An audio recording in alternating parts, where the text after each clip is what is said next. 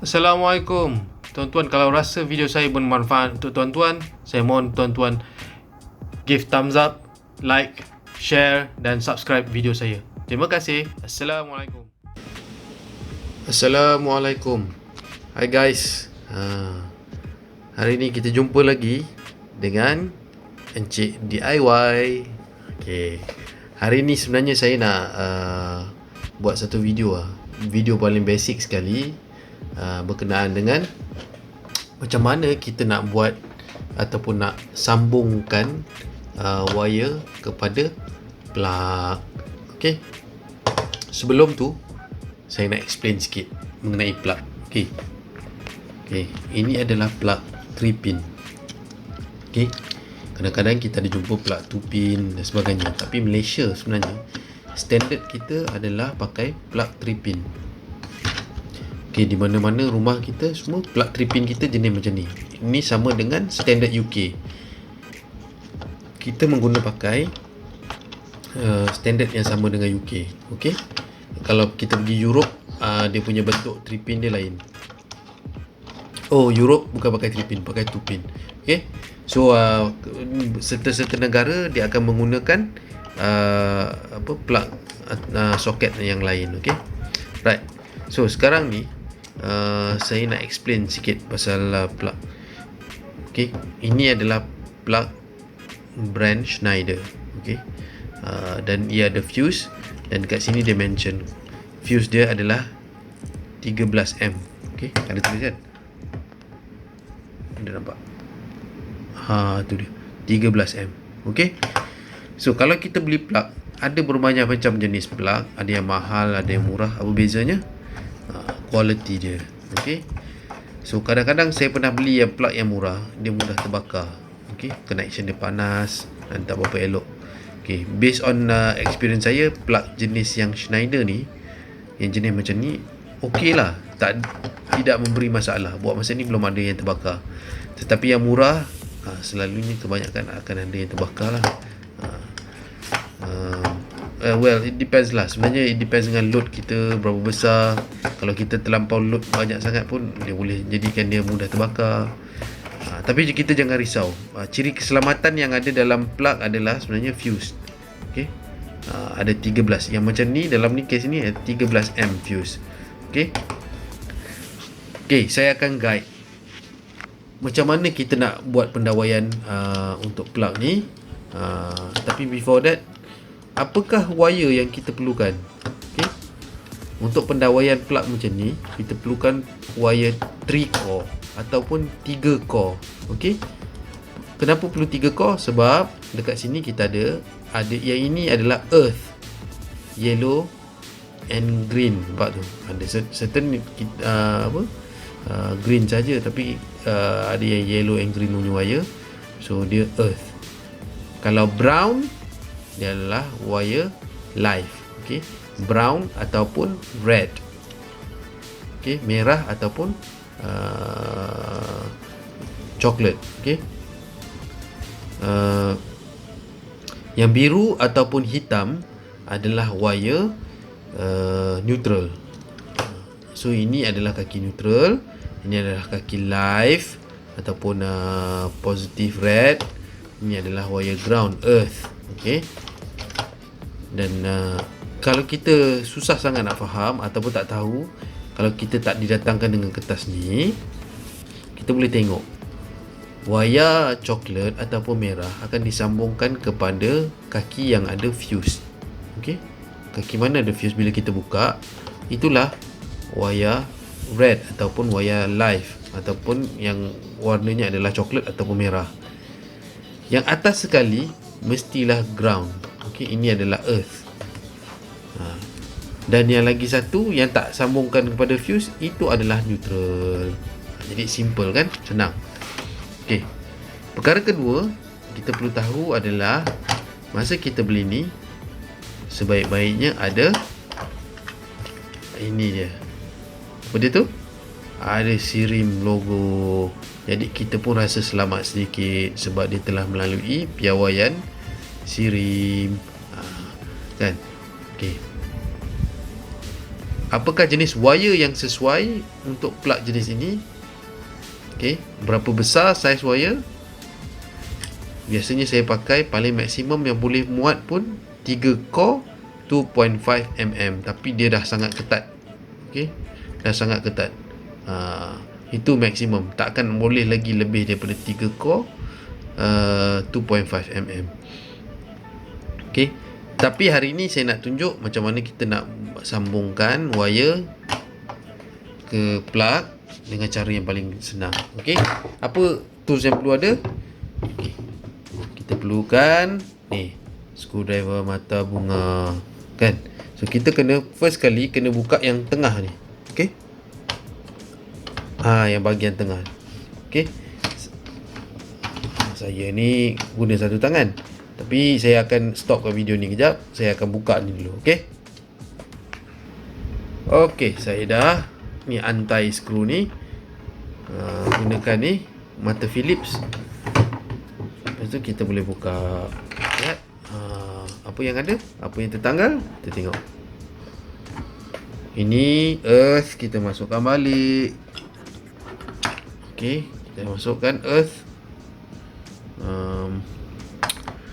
Sekarang yang ini adalah neutral. Okey, kita masukkan balik neutral.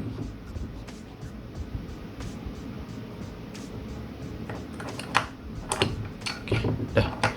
Jadi kita lihat kat sini. Okey, ini adalah fuse 13M yang saya cakap tadi. Okey, ini adalah tempat ataupun ni apa, adalah port untuk wire ground. Yang ini untuk live ataupun brown ataupun warna red, wire untuk wire warna brown ataupun red. Yang ini adalah wire neutral untuk wire neutral yang warnanya biru ataupun hitam. Okey, so kita tengok yang ini blok ni bersambungkan dengan fuse. So ini daripada situ kita tahu ini adalah wire live ataupun wire brown ataupun merah. Yang atasnya adalah earth dan yang ini adalah neutral. Jadi itu je simple. Kalau kita faham mengenai apa plug ni, so ini sangat senang untuk kita untuk buat pendawaian. Okey, sekarang ni ini apa benda? Okey, kita kena longgarkan ni semua. Nanti wire kita akan masuk dalam ni supaya dia boleh pegang wire kita supaya dia tak lari ke sana dan kemari. Okey, selepas kita masukkan wire, kita boleh masukkan wire yang berkenaan kepada tempat masing-masing. Okey, saya akan buat sebab saya ada satu tangan je, saya tak ada tripod lagi. Once ada tripod nanti kita tak perlu buat macam ni. Okey, saya boleh record sambil saya buat kerja, tapi kali ni saya terpaksa stop. Okey, saya dah sambungkan wire ni, kan? Kalau kita lihat, saya dah sambungkan wire biru dan wire hijau. Okey, neutral dan ground ataupun earth. Yang saya belum sambung adalah brown kepada fuse ni. Okey, block fuse ni. Okey, this is wire live. Okey, just nak share saja. Okey, ini adalah wire, saya rasa ni 1.5 mm kot. Silap saya lah. Saya pun tak pasti, tak ada tulis kat sini wire-nya. So right, sebenarnya saya potong je wire ni daripada komputer. Saya rasa ini 1.5 mm kot wire ni.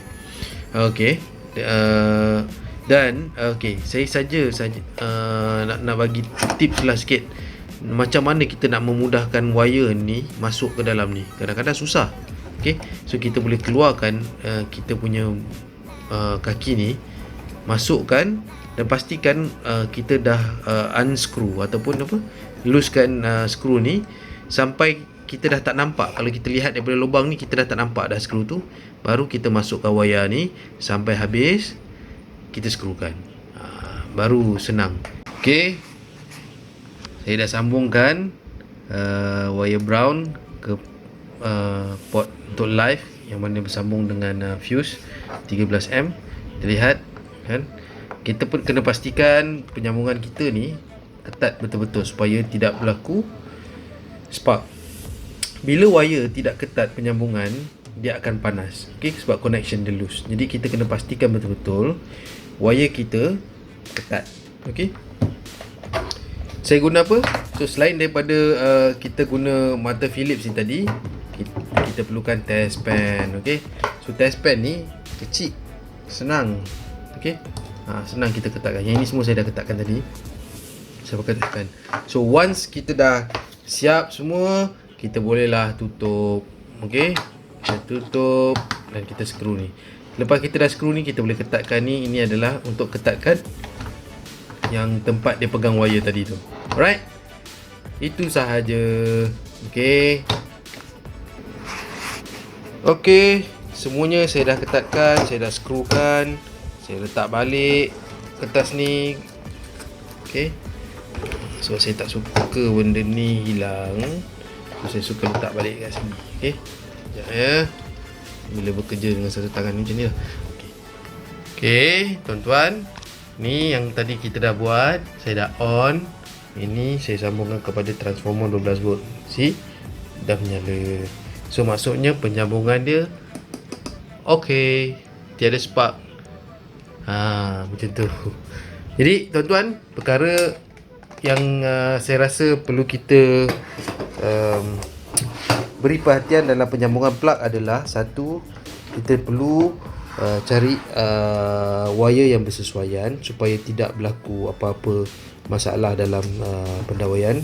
Sebab kalau tempat dia terlampau terhad, kita nak force juga, takut wire terkoyak dan ada touching di antara satu sama lain. Okey, yang kedua adalah pastikan setiap wire masuk di tempat yang betul.